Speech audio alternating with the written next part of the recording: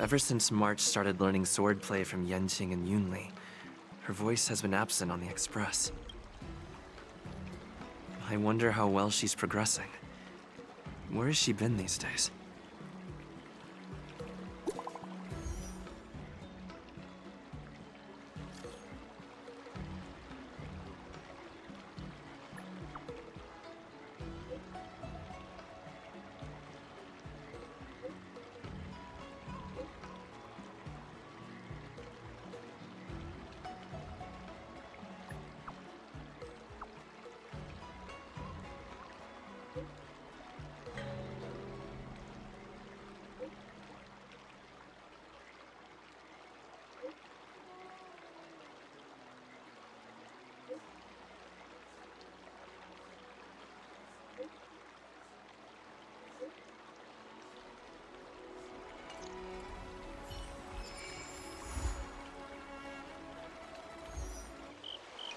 There you are.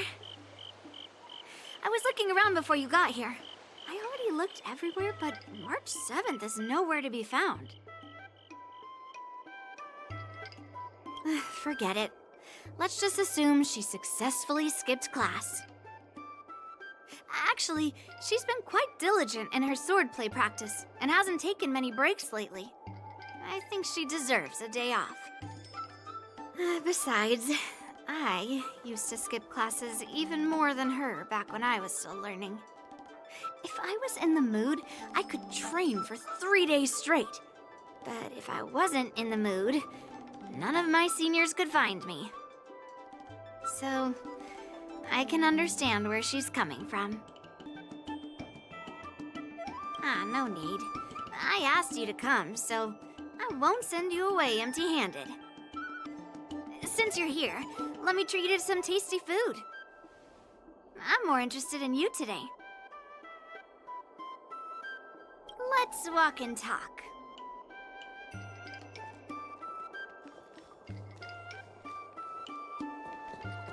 Lingsha told me there's tasty food in Arum Alley. Let's go there. Dumplings and steamed buns. The buns are huge. A table for two, please. All right, come on in. What would you like? Well, we'll have one of everything on the menu. The entire menu? Do you think it'll be enough?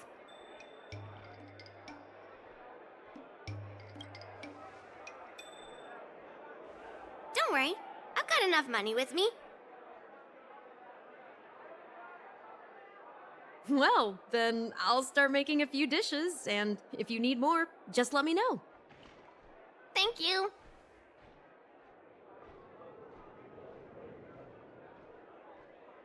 No, I've thought about it.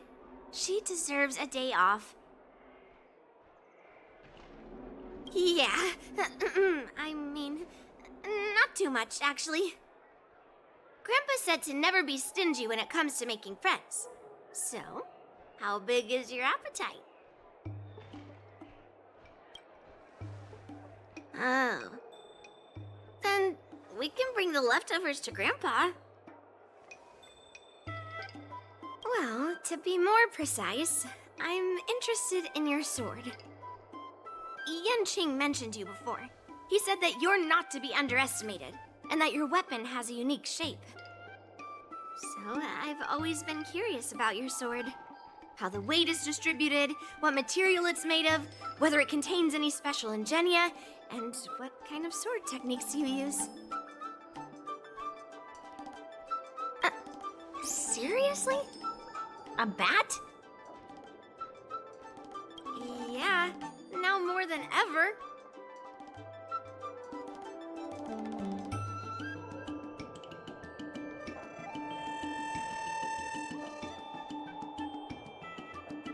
So, it really is a baseball bat. Grandpa said that a sword doesn't have to be constrained by its shape, so, in a sense, your bat is a sword too. He also said that a weapon mimics its master, so your bat actually reflects your habits and nature, you know? Let me guess. You're someone who doesn't follow the rules, enjoys improvising, and can handle yourself well against tough foes. Am I right?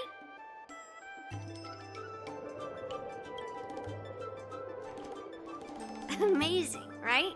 And I bet you always say something silly like, rules are made to be broken.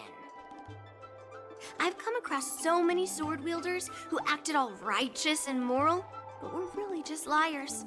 Their swords always told the truth, though. They told me that their wielders were just a bunch of frauds who relied on their divine weapons for everything. I've hunted down hundreds of swords like this so far, and every single one of them has been melted down. Yes, but only for those who cross the line.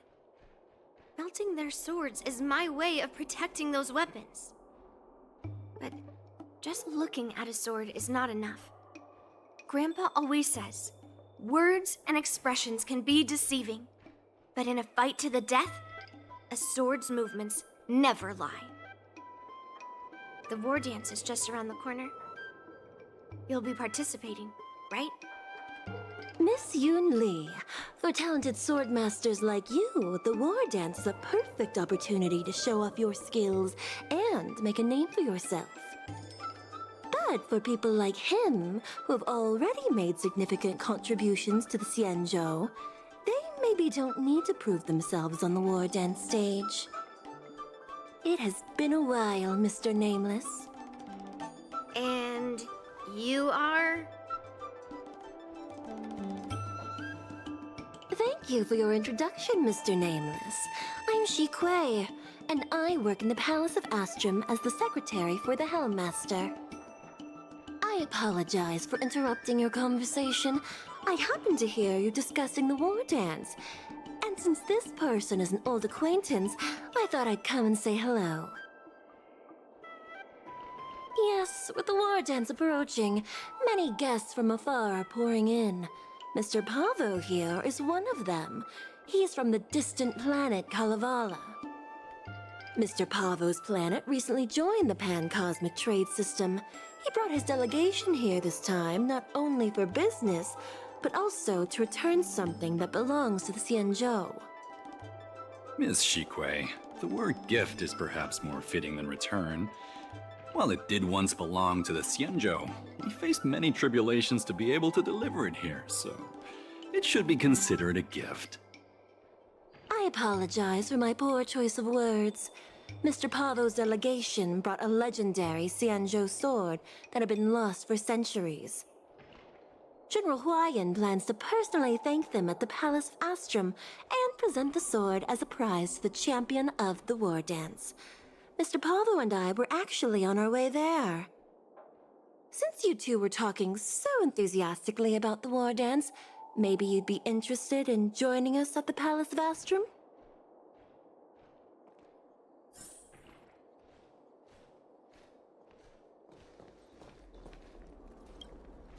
Nice to meet you both. The journey to the Xianzhou Lafu wasn't an easy one, but the scenery here is worth it. It's completely different from my homeland. Once the formalities at the Palace of Astrum are finished, I'll find a quiet spot on this street and plant a seedling, and then my mission will be complete. The Sword of Heroes will finally be returned to its rightful owners. I couldn't be happier. Oh, you're interested in my home planet? That's great. Your Excellency is welcome to visit us at any time. Even though the trade route just opened, it still might take around 200 system hours to get there from Pier Point. But our planet is really great.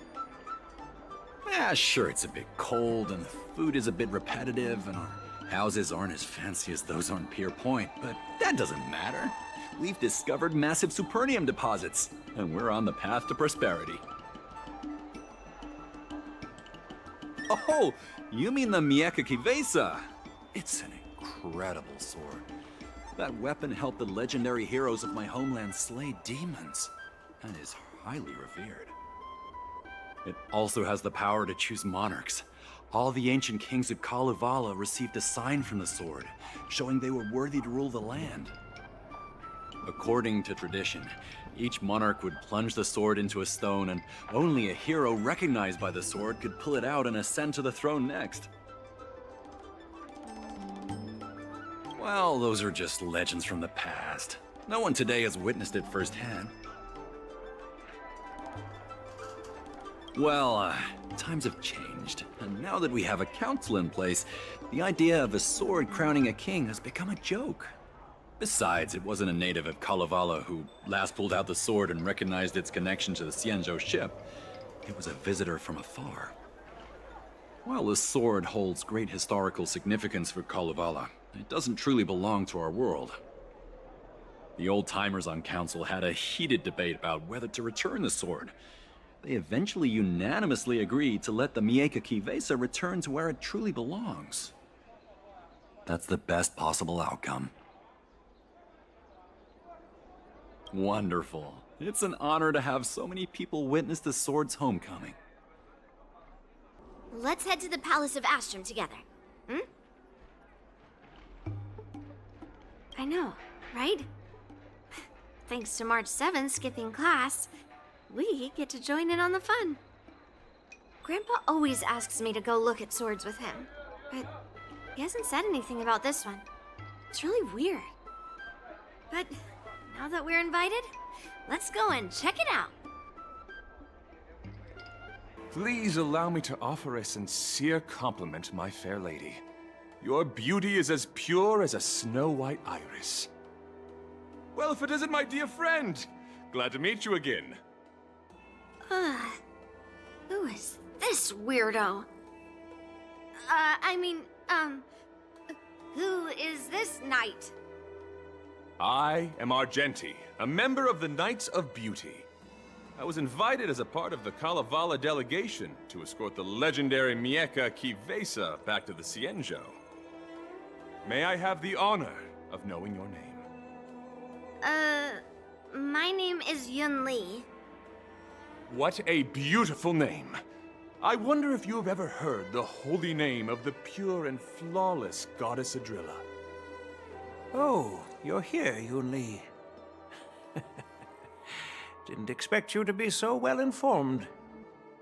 Well, now that you're here, don't forget your manners. Manners. Come on.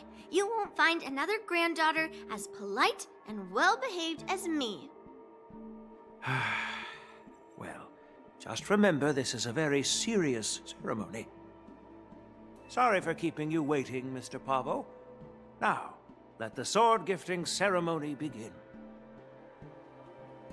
Before the ceremony officially commences, I want to express my gratitude to the Knight Argenti. Thank you for enlightening us about the sword's origin, and for escorting it here safely so that we may complete this ceremony.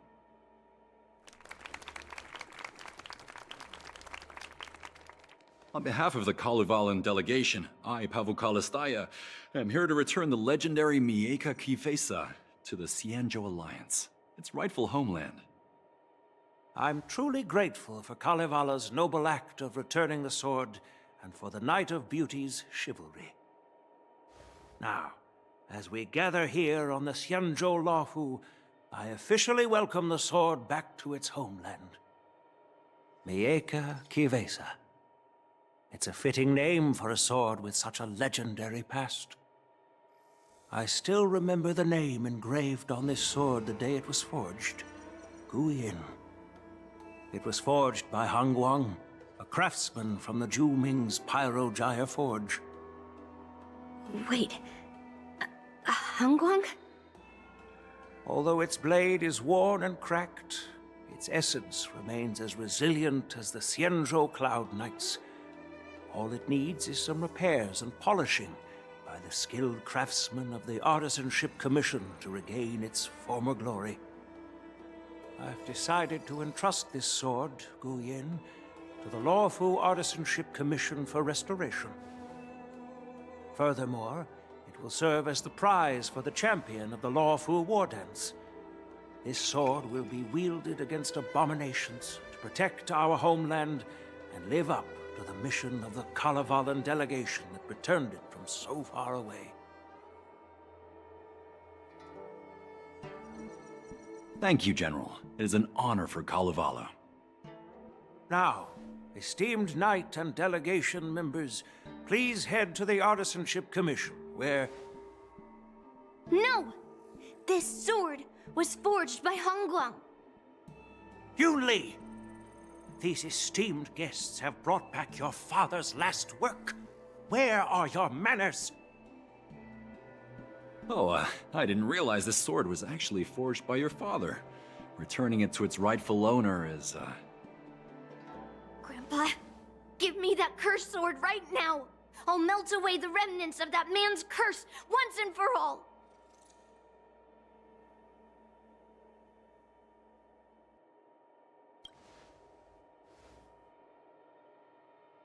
Don't be rude, Yunli. Apologize to our esteemed guests from afar. I'm sorry. I'm sorry for making a scene, but I have to melt down this cursed sword. I won't let it fall into anyone else's hands.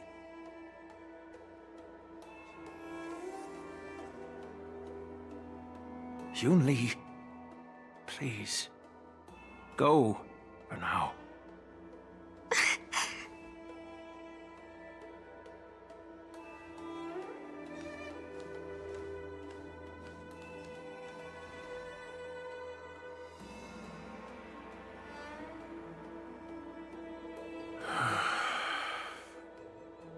This is exactly why I didn't want Yunli to know about this. I didn't want to create trouble, but trouble found its way here anyway. Perhaps it really is divine intervention. Could you, please, keep an eye on Yunli for me?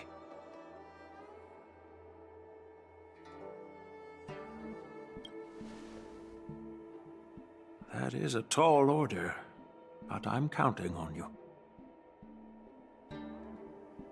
I apologize for the unfortunate interruption. Let us move on with the ceremony.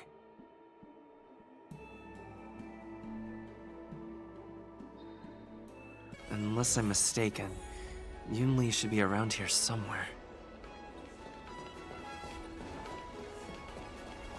Nothing in this report makes sense.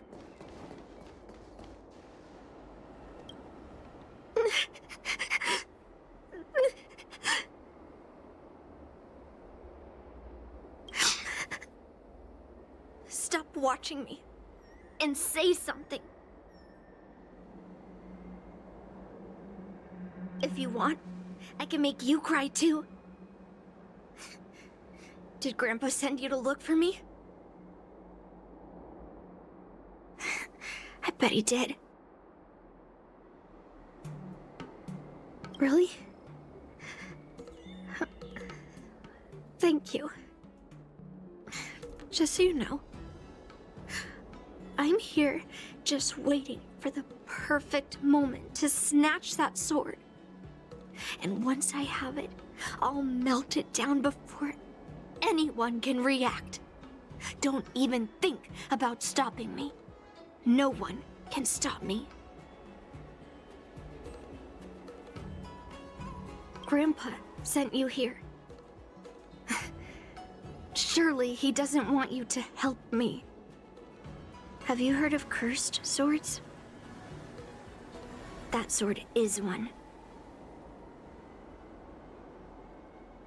You've clearly heard a lot of folktales. But that's not the kind of cursed sword I'm talking about. A cursed sword lets anyone, even a complete novice, wield it with insane skill. Just by holding the hilt, even the weakest rookie can brandish it with incredible speed and strength. I'm not joking around. And I'm not making up some crazy story. While a cursed sword grants instant abilities to its wielder, it comes at a cost. It's like continuously adding fuel to the forge. With each swing, the sword drains the wielder's blood and essence. Day by day, the fuel will run out. leaving nothing but an empty husk. Soon enough, it will no longer be a person wielding a sword, but a mindless, killing machine, consumed by bloodlust and murderous thoughts. I wonder if you've ever heard of a creature called a heliobus. It loves to feed on human emotions and memories, and excels at manipulating its hosts. There was a lunatic swordsmith who infused metal blades with heliobi, as he was obsessed with turning weapons into living things. And this is how cursed swords were made.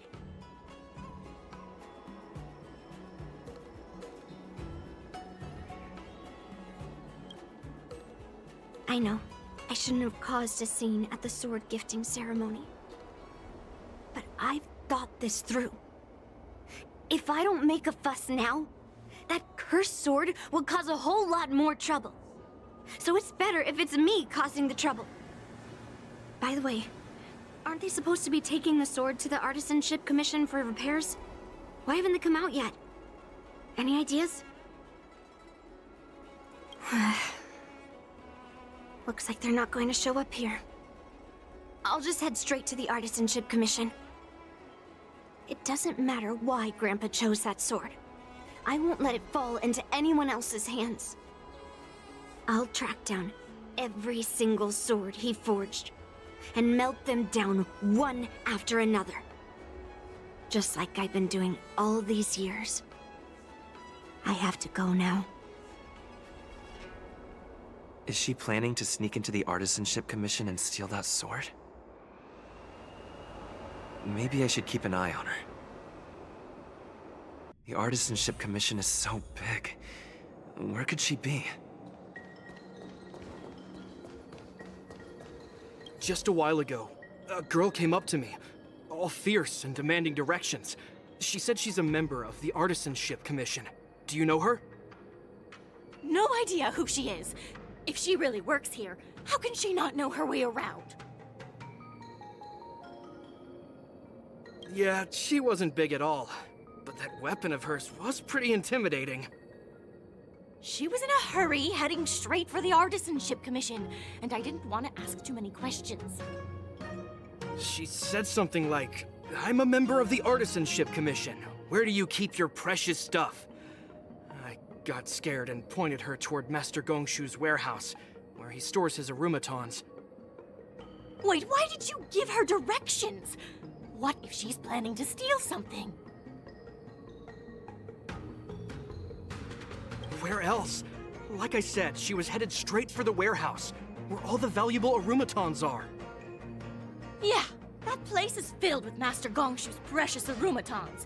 I bet they'll give her a hard time. What are you doing here? Look, if I get into trouble, it's my problem. I don't want to drag you into it. Fine. Let's smash these metal cans first. Then we can talk.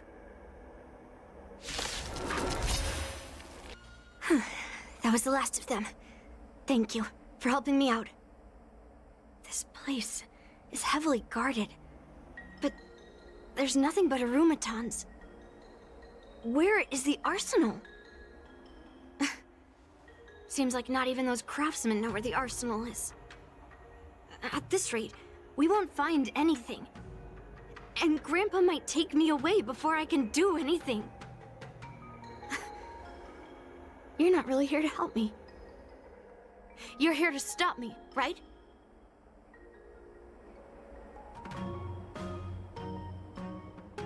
No. It's not. Grandpa made a promise to the delegation, and going back on his word would tarnish his reputation and make things difficult for the Luofu. But leaving that cursed sword here will also make things difficult for the Luofu. So all things considered, the best outcome is for me to melt that sword down and take all the blame. You probably think I'm being impulsive and unreasonable, right? No, really. Do I come across that way? Well, I guess I can't deny it. Seems like you've met a lot of people who don't tell you the whole story.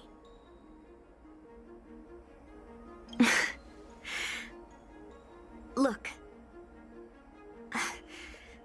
I owe you an explanation.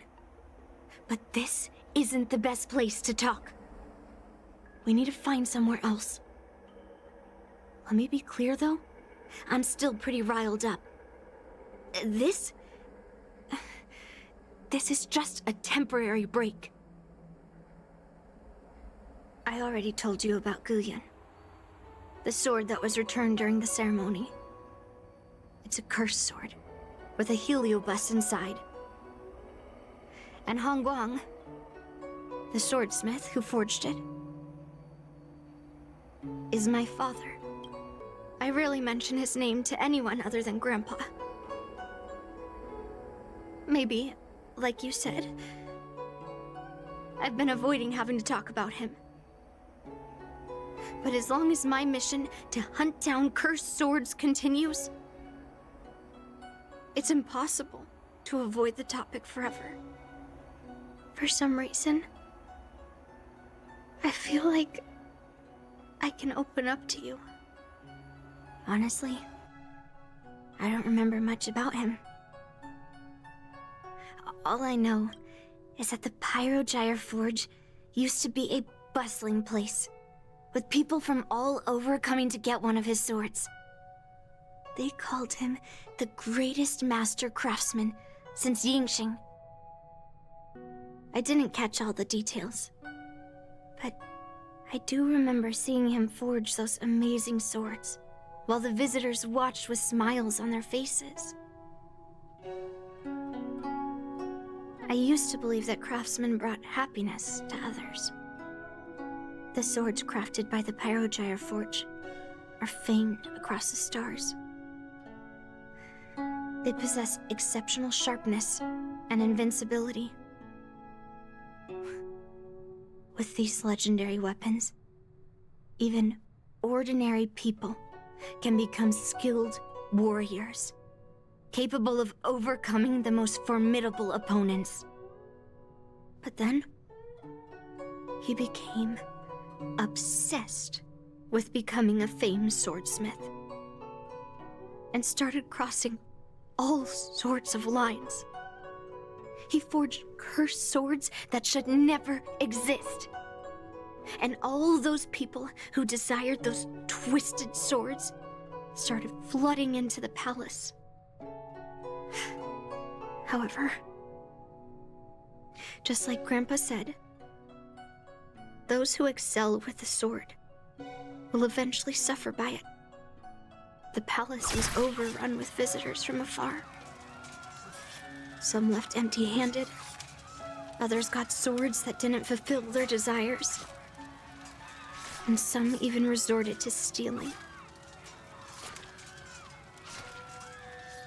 And in the midst of all the chaos my father created, he ended up being stabbed by one of the swords he forged. It was so sudden and unexpected. Everything went silent for a moment.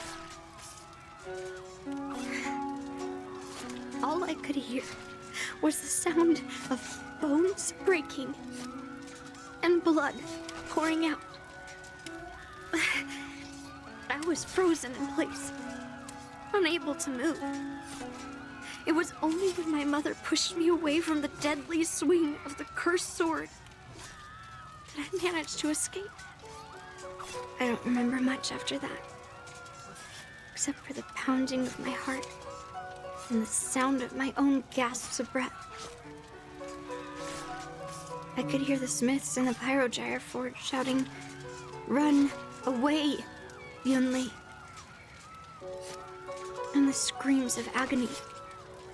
My tears wouldn't stop. And I couldn't see anything.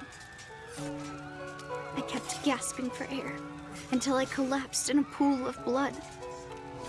If General Huayan hadn't arrived in time, I probably wouldn't be here talking to you now. After that, General Huayan took me in and treated me like his own granddaughter. To me, he is 100 times better than my sinful father. He taught me forging and swordsmanship. Hangguang paid for his sins, but his troubled legacy must not go unchecked. According to the records, he forged a total of 1,382 Heliobus cursed swords, and 182 of them had unique designs. When I joined the Pyrogyre Forge for training, I made a vow to hunt down all those cursed swords. So far, I found 312 of them, and Guyan will be my 313th. Like all the other cursed swords, I'll separate it from the Heliobus. Then, I'll melt it down and make it part of the Blade of Forged Remnants. I've said my piece now. Even though it'll be tough for Grandpa, I still have to melt down the sword. Those travelers who came seeking Hangguang's swords all came in the name of justice and honor. Most of those so-called great heroes were heartless killers. They are only called heroes because they won. Many of the cursed swords I've destroyed had honorable and grand names, too. A legendary sword and a butcher's knife are often just different ways of describing the same thing. Somehow, after talking to you, I feel like I've cooled off a bit. Well, I'll have an honest conversation with Grandpa tomorrow. And I won't take any action against Guyan until he gives me his reasons. Yeah, I shouldn't have done that in a public place. Anyway, thank you. We'll catch up tomorrow. I should go back to the Palace of Astrum and tell General Huayan what happened at the Artisanship Commission. My granddaughter didn't cause any trouble, did she, young man?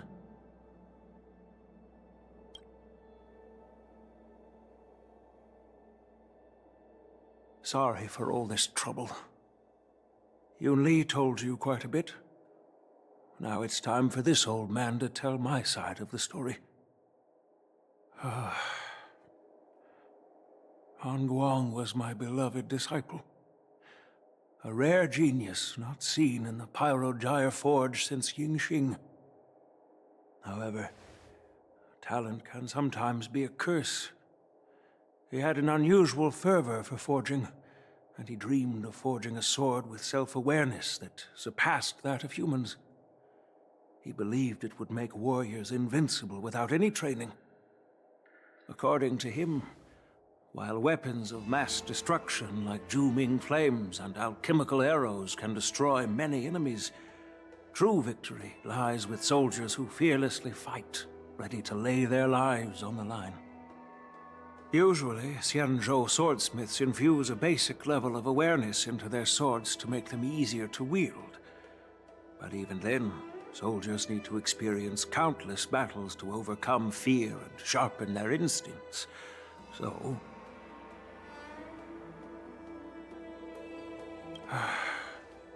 by infusing Heliobi into swords, he managed to forge weapons that could grant their wielders strength and valor, and even make decisions for them.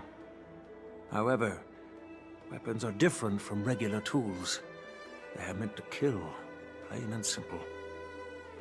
After countless battles, all the anger, fear, and bloodlust are soaked up by the Heliobi within the swords. The soldiers wielding them not only gain strength, but they also become consumed by the malice, turning them into puppets possessed by the swords. No matter how noble Hongguang's intentions were, those weapons, soaked in blood, turned into cursed swords eventually.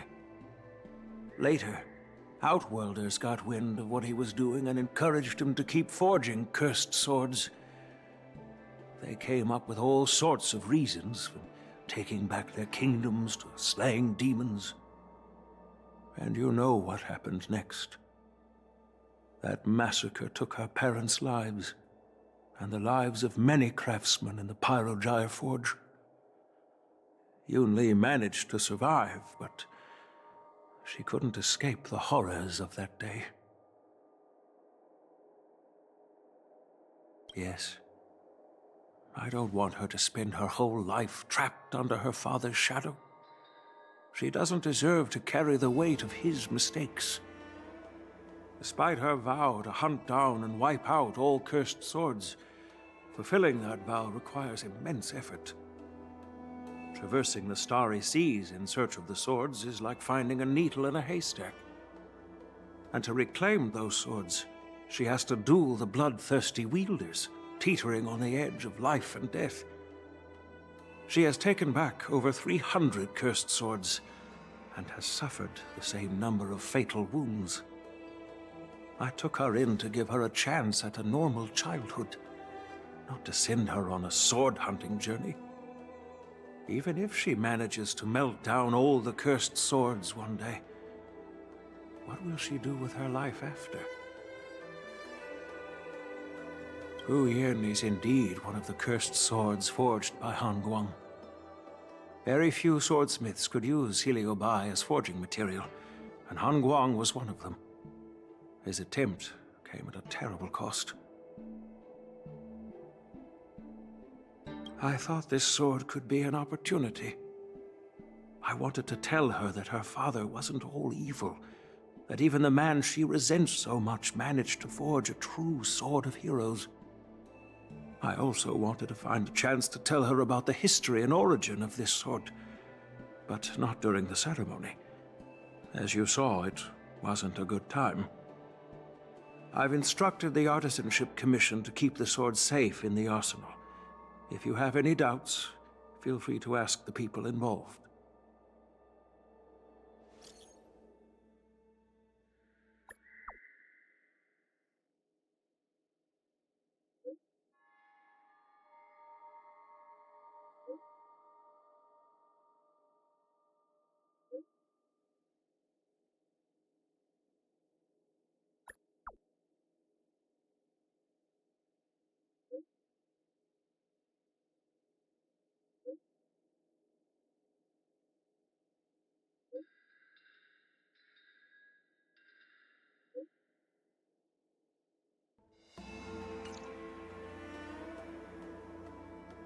Since my granddaughter mentioned talking to me tomorrow, I'll be waiting for her. By the way, you watched over her for quite some time. You must be exhausted, aren't you?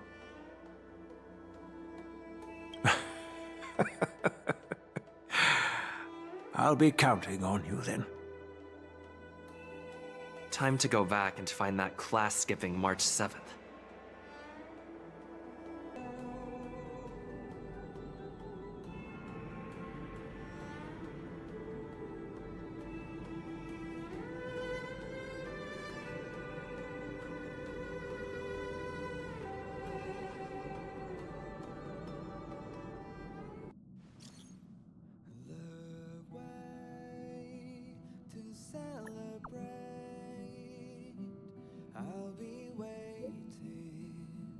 Till we make it the day to celebrate.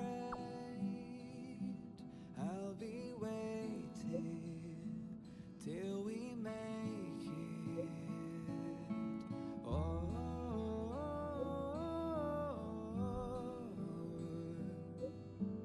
we will see.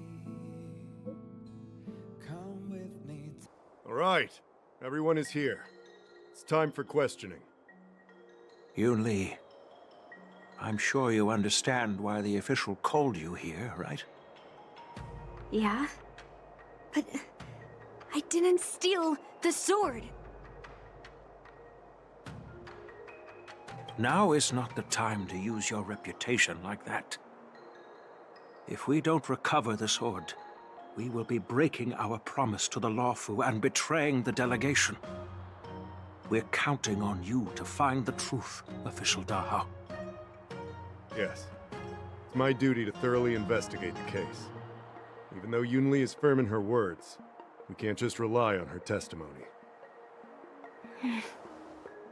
After everything, the sword still got stolen. Ugh, they should have given it to me from the beginning.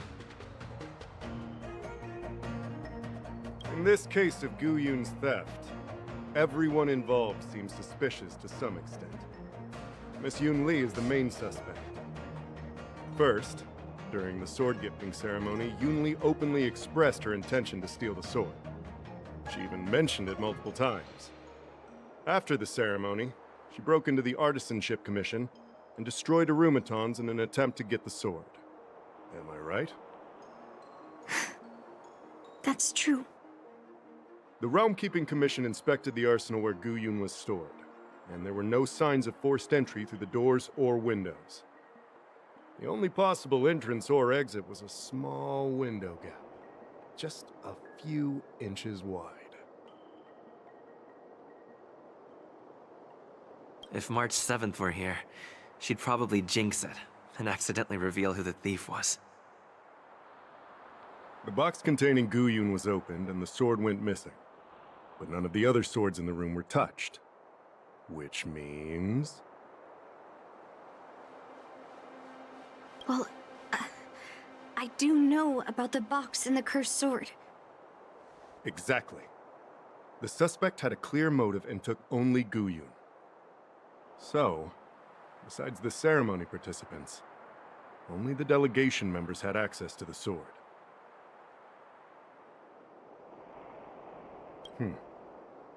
In that case, why would they return it to the Xianzhou in the first place?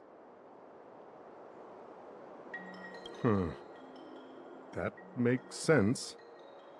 The delegation, led by the Knight of Beauty, delivered the sword to the Artisanship Commission. The craftsmen who received it testified that they didn't take anything from the arsenal. Argenti? Oh, that Knight of Beauty. He was with the delegation when they handed over the sword to the Artisanship Commission. You might not know, but he's the one who recognized the sword's origin on Kalevala and escorted it back to the Xianzhou. In other words, he's the one who made it possible for the sword to come home. So, he wouldn't have gone through all that trouble to bring it to the Lawfu if he wanted to keep the sword for himself, right? Master Gongshu checked the work records, and I questioned all the craftsmen and apprentices who were on shift at the time. But I didn't find any suspicious individuals. So, did you steal it? Then stop joking around. I can prove that he came to me after leaving the Artisanship Commission, so he couldn't have stolen the sword. To put it simply, not everyone who's seen the sword has been to the Artisanship Commission, and not everyone who might want the sword has seen it. So, the only remaining suspect is Miss Yunli. Fair enough. So... I didn't steal the sword. Well, when you've eliminated the impossible, whatever remains, however improbable, must be the truth. If you want to prove me wrong, you'd better come up with some solid evidence. Let me gather my thoughts. I need to help Yunli clear her name. Did we miss any clues? I don't want to make things difficult for Official Dahao. Let's do this his way, and prove my innocence. If I can find that cursed sword, I can prove my innocence right away.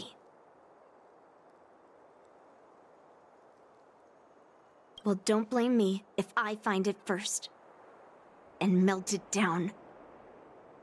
There's something else bothering me. Why would the thief take the sword, but leave the case behind? Did they melt down the sword like I wanted to?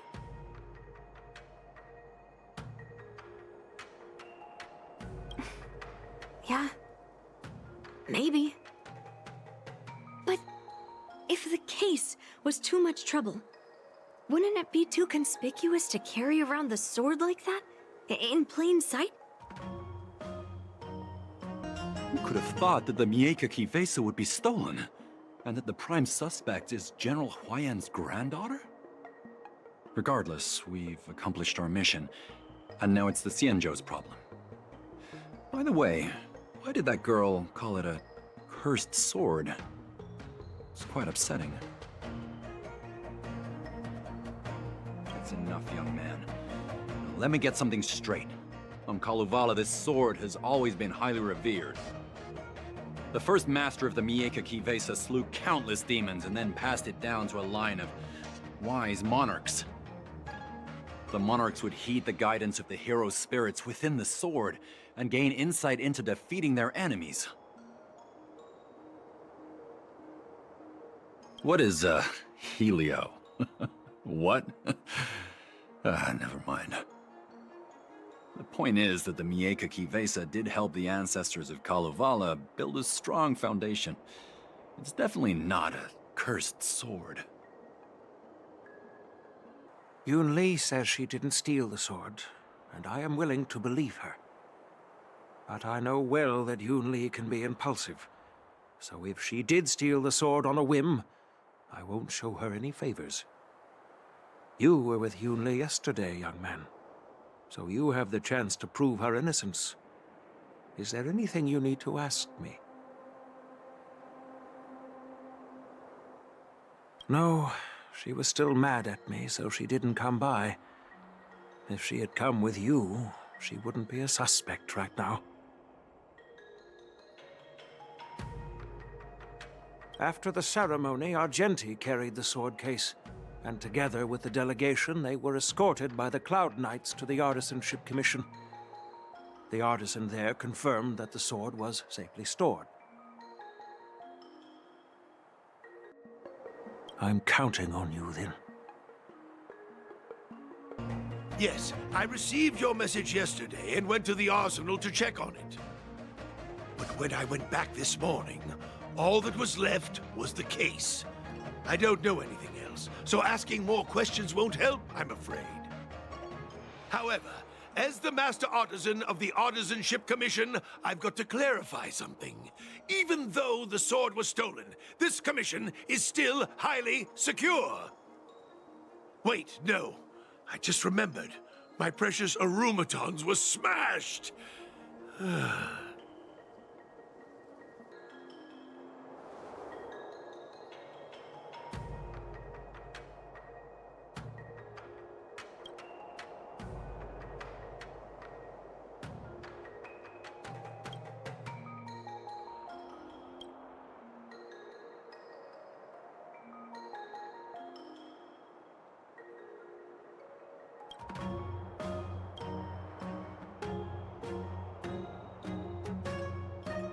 So, the thief took the sword from the case without picking the lock.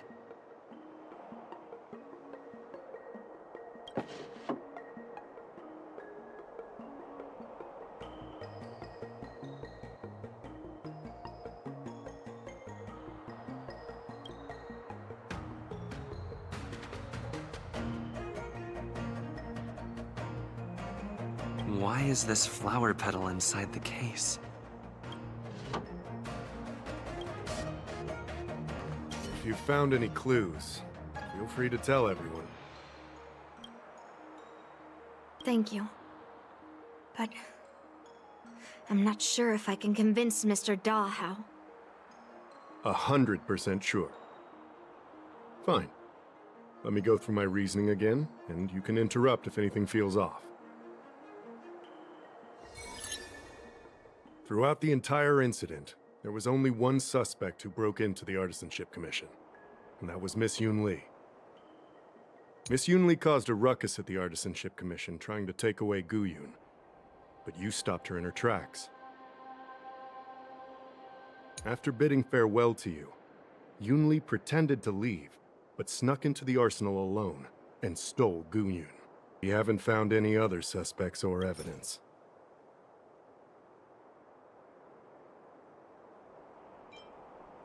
I carefully examined the lock of the sword case, and there were no signs of tampering or damage. What does that mean? As to why the case was never locked in the first place, only the people who delivered it to the Artisanship Commission would know. Plus, I found something else inside the case. Which piece of evidence should I use to further convince Dahao? We haven't found any other suspects or evidence.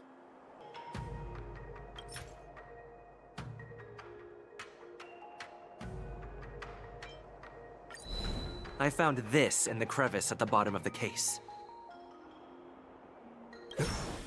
A rose petal? Huh.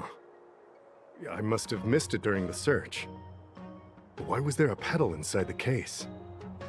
I don't know. But I do know that wherever that Knight of Beauty goes, he always leaves behind a trail of rose petals that's almost impossible to clean up. My thoughts are a mess. Let me sort them out. The sword case was never locked, which is evidence that only someone who delivered the sword could have done that. And the rose petal was probably left behind by that Knight of Beauty. But how did he manage to take the sword from the Artisanship Commission? Why did he steal it after returning it here? And why would he leave that petal in the case? I know. Guyun flew out of the case on its own. The Knight of Beauty only unlocked the box to aid its escape. Don't be ridiculous. How can a sword escape from a case on its own?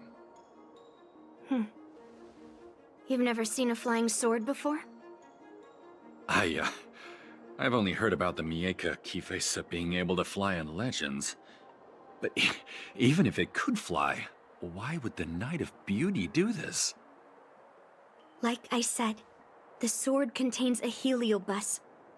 Argenti must have been under the control of the sword. Maybe he was under its control even before you arrived on the Luofu. Official Dahao, where can we find that knight? Let me see. The docking location of Argenti's ship, the one and only. Let's go. We've got to find Argenti before that sword completely takes over his mind.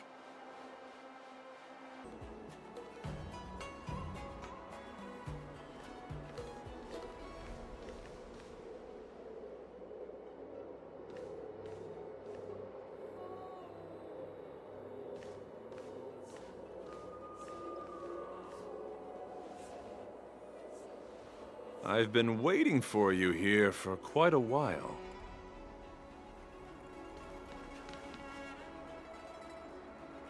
Knight of Beauty. You're the one who stole Guyun, right?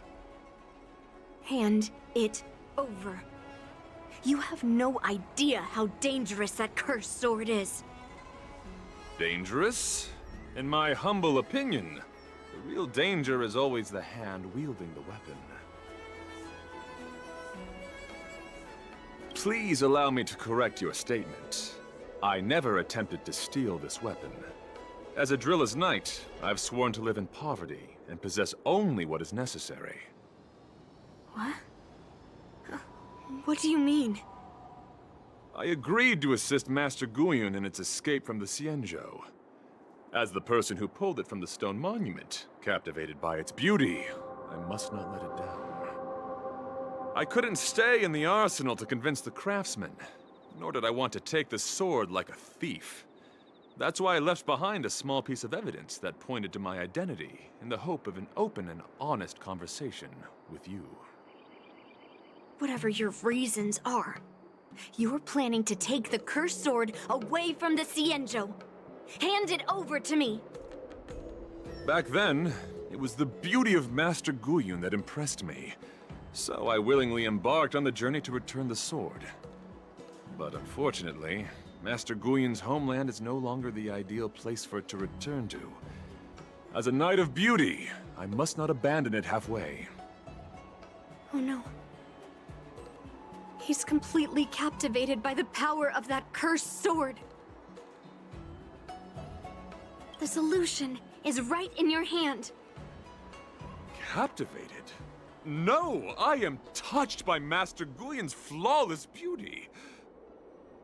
To be honest, I'm confused why none of you can understand this sword. This is quite heartrending. I've already made up my mind to take Master Guyun away from this Xianzhou. That cursed sword has messed with your ability to think. But I'll break you free from its grip. I'll shatter its illusion. And the sword itself. Fair lady, if you're intent on taking away this person, this sword that is under my protection, please engage me with a fair duel according to knightly etiquette. As a representative of this duel, I, Argenti, challenge you. I swear on the spirit of chivalry, in front of Adrilla the Beauty, that I will represent Master Guyun in this duel. If I win, you will allow Master Guyun to leave the Xianzhou with me. And if you best me, Miss Yunli, I'll accept my defeat and turn Master Guyun over to you. Do you accept my challenge, Miss Yunli? Fine. Let's see whose desire is stronger. Your desire to take it away, or my desire to hunt down all cursed swords. Show me what you've got.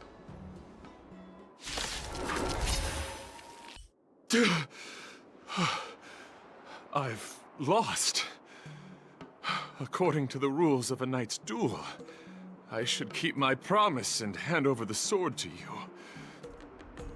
But before I do that, I hope that you, as the winner, might have the mercy and listen to Master Guyun's past experiences. This sword has been cursed since the day it was forged. Place it in front of me, and let me destroy it. Do what she says, Knight. But... You've done so much for me already. It's time for me to face her alone.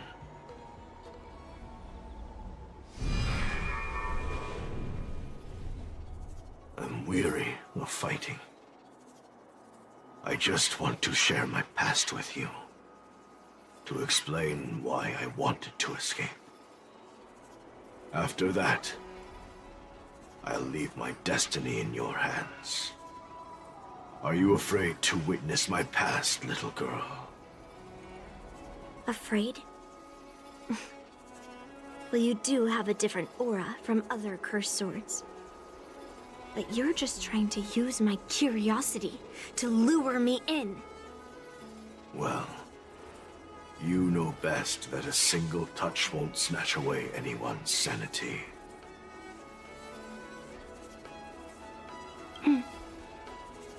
Fine. Show me your past. It's already impossible to contact the main Cloud Knight forces. What awaits me will be a long and lonely war. Follow me. Is this your memory?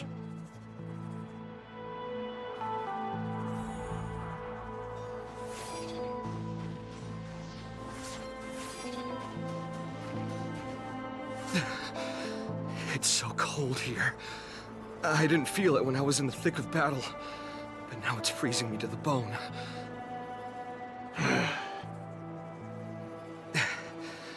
You're indeed a masterpiece from the Xianzhou Juming.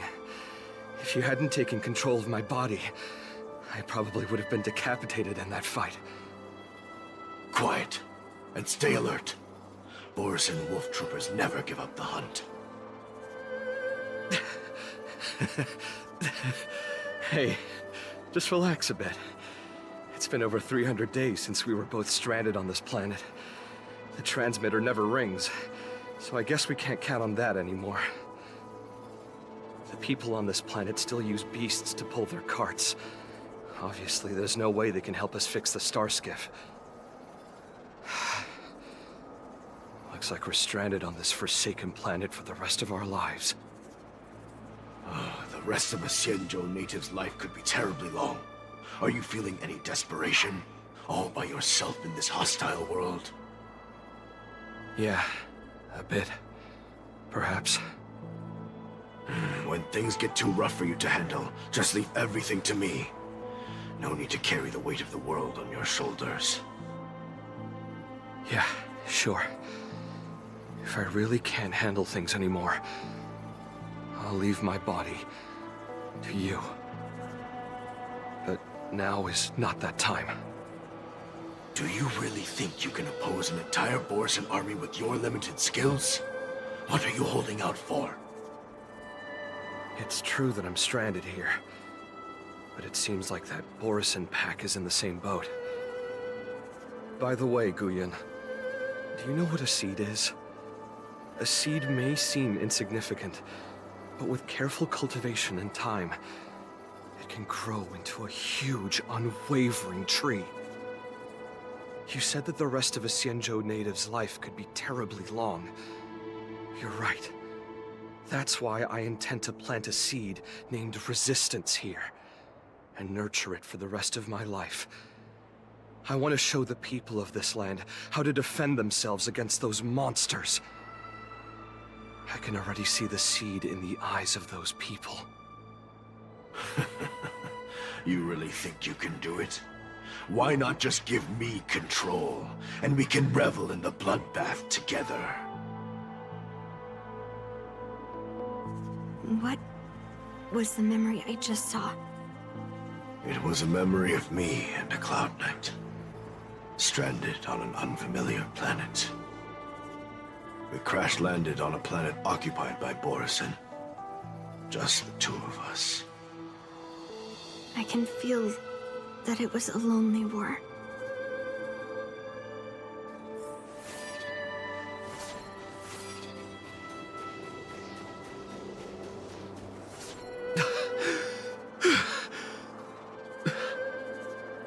I'm alive. But all the young people in the village... They died. They died for you. They died because of your big promises. Promising them a life free from the Borisan. I tasted their despair before death. They didn't see it coming. And neither will you. We can't stay here. Let's move on to the next village. Why? What's the point? You and your sorry excuse for an army have been fighting for over 3 decades, and you haven't won a single battle.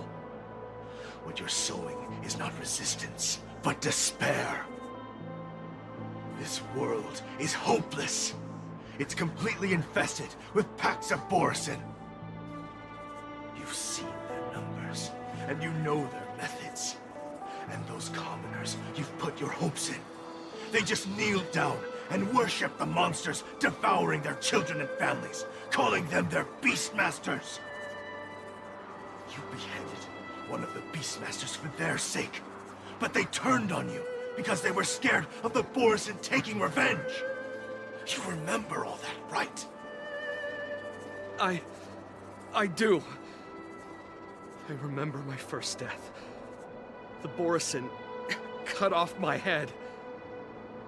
But I also remember that if it weren't for a brave youngster who risked his neck to reattach my head and give me a proper burial, I would have disappeared completely. I remember everything the people did for me.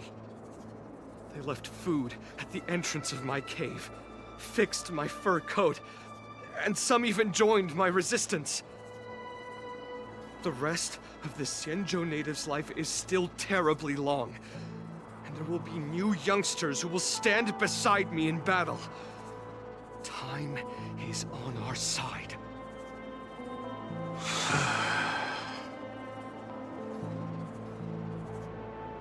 You said it was a lonely war. No.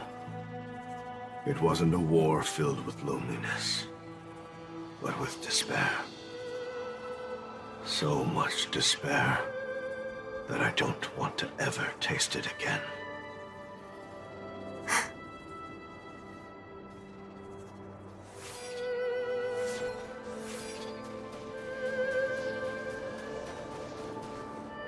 I'm leaving.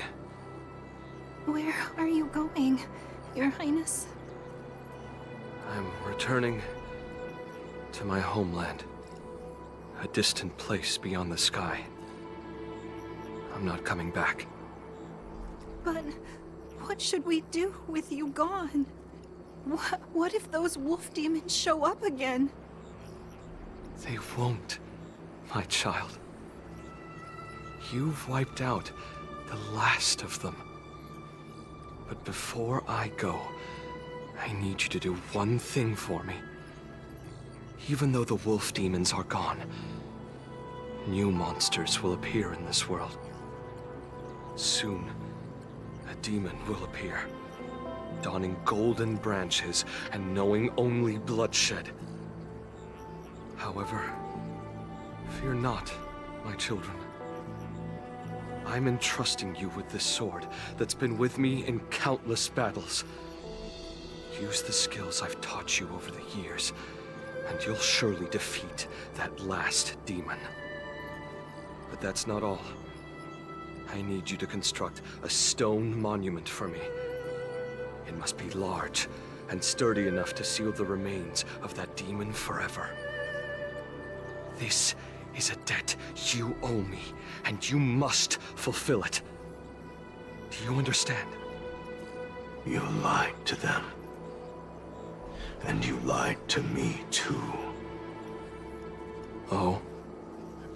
You promised that you'd give your body to me when you couldn't handle things anymore.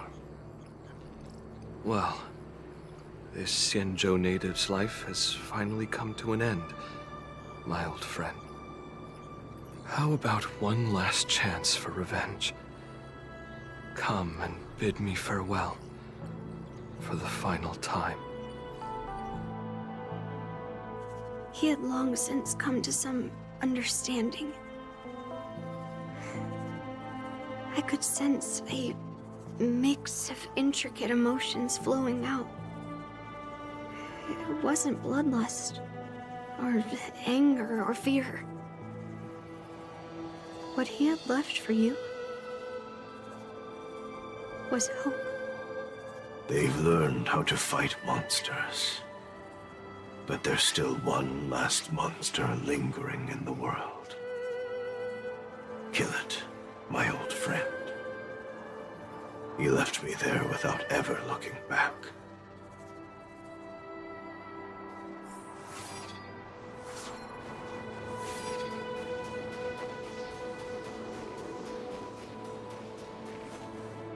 Thank you, my old friend. Heliobi can taste human emotions. How do my emotions taste, my old friend?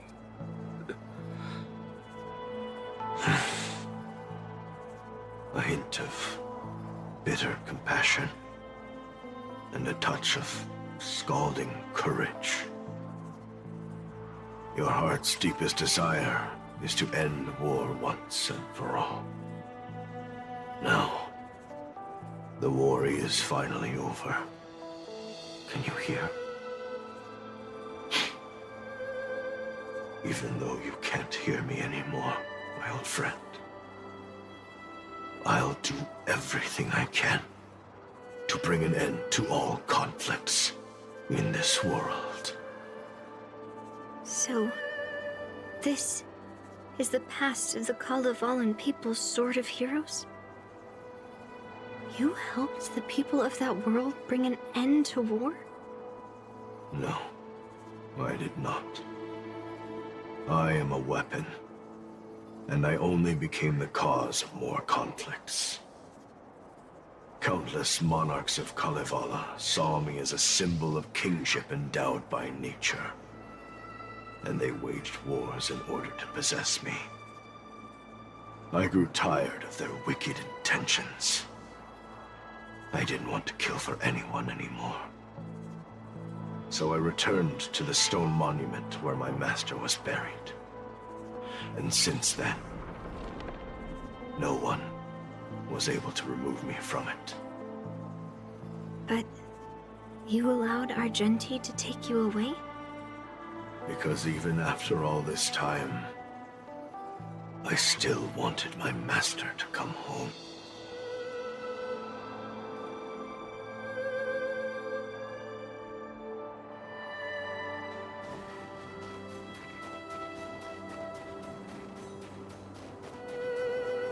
During the sword-gifting ceremony, I felt anguish when I learned that I would be handed over to the most skilled swordmaster and once again become a tool for killing. My master had engraved his deepest desire into my blade. End war. As a weapon, my purpose was predetermined from the start. I had to become a deadly sword that would relentlessly hack and kill. But once I fulfilled my mission, would I have the right to choose my own destiny like he did? So, I asked the Knight of Beauty to help me break free from this never-ending cycle of bloodshed. These thousands of years have naturally turned into memories of mine. I think I understand the beauty the knight was talking about now. I don't want to be a sword that brings death. My war ended long ago. The years spent as a tombstone were my finest. I've told you everything about my experience with Master Guyan on Kalevala. And now, I'm sure that Miss Yunli is as moved by the sword's flawless beauty as I was back then. Even though I had heard the legends of this sword from the delegation, delving into its memories was still fascinating. Yunli, I trust Guyan's experiences have changed your mind.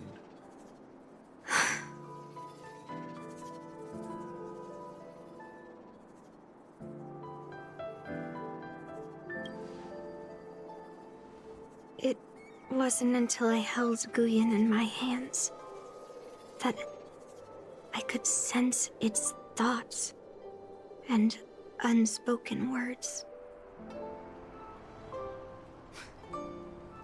I always thought a cursed sword infused with a heliobus would only bring rage and slaughter. I never thought someone could leave behind the desire to end war, and even change the nature of the cursed sword. My position was too extreme. Guyan is truly a sword of heroes.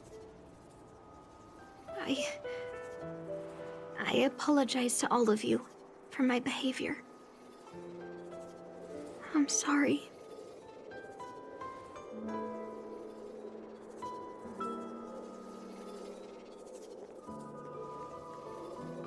Now that we've proven Miss Yunli's innocence and found the sword, should we now return it to the arsenal?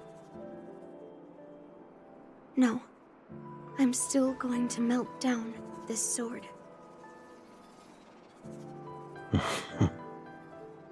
What?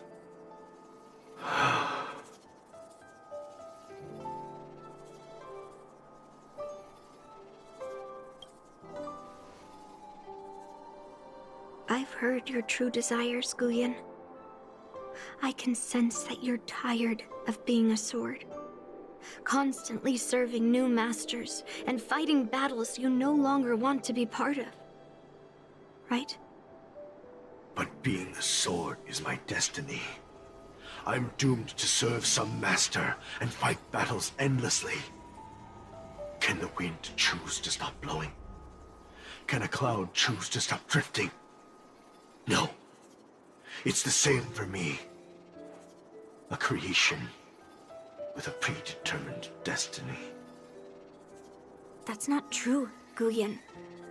That nameless swordmaster shaped his own destiny. So you can too. I just can't picture my destiny being anything other than that of a sword. Do you remember when you stood alone in front of the swordmaster's stone monument? People admired you because you carried the memories of the hero. You were no longer a sword. You were a memorial. Later, as I became worn and weathered, the gentle wind would pass through the hollows of my body, creating melodic tones that echoed in the distant mountains. I became a musical instrument then. I miss those times. Can a creation become what it wants to be? The answer is yes. I'll grant your wish, Guyan, and transform you into something different. Something different?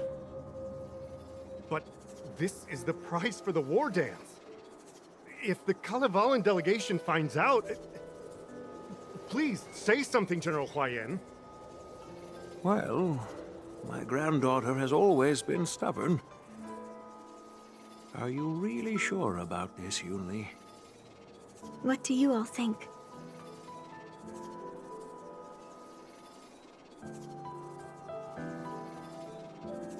Fulfilling Master Guyan's wishes is the reason I came to the Xianzhou. With the Drilla's blessing, you could turn Master Guyan into a plow. But as long as it fulfills his wish to end war, I support it fully. Then, I'll leave it to you, Yunli.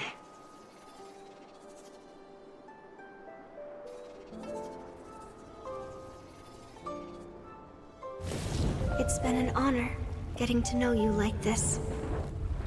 The honor is mine. Thank you, Yunli.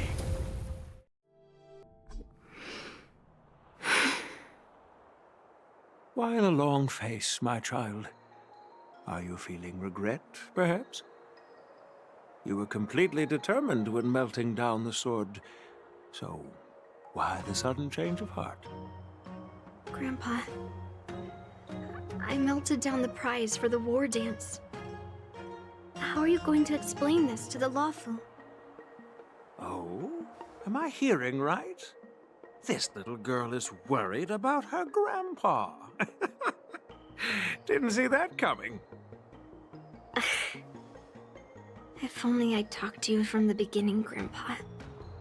Maybe things wouldn't have escalated like this. But at least Guyan got what it wanted. I have no regrets there.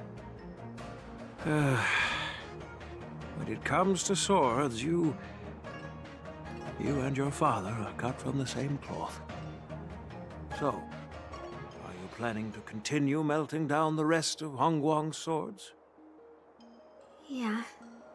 Guyan is unique. But the other cursed swords are still too dangerous for anyone to handle. But maybe I'll try to be more patient next time. Be more patient. Well said. Remember what you learned today, because there will be many more situations in the future that will require you to be more patient. Understood. But what about the prize? Well, ever since you showed up at the ceremony, I had a hunch. So I prepared another sword as a backup plan. And don't worry, this one has nothing to do with Heliobi. That's perfect.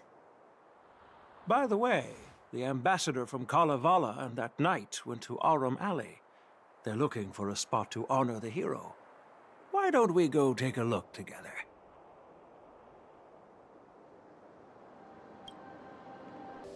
Oh, General Huayan. What brings you here? Well, my granddaughter was inspired by the heroic legends told by the Mieka Kivesa, so she dragged me here to take a look. I come from a long line of Kalevalan monument keepers.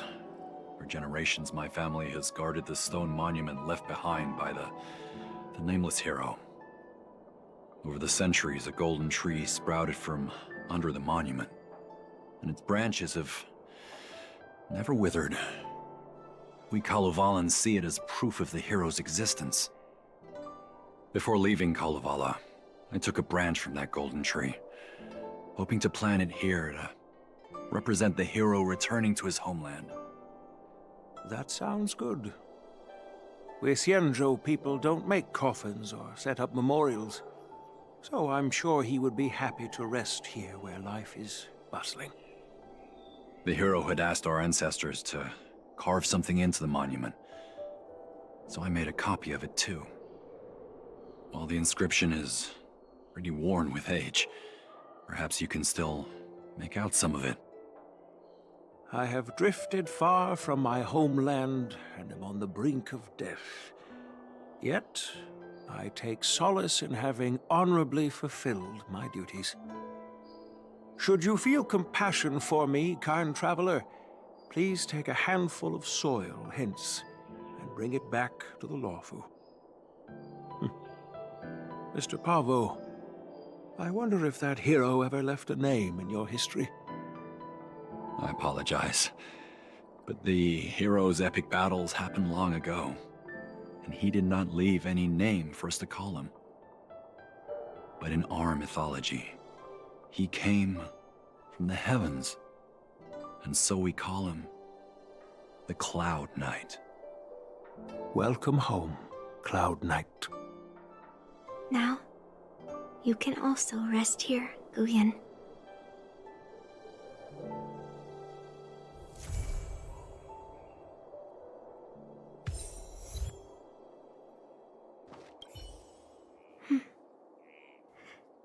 I'm feeling a bit emotional. I'd like to stay here for a while.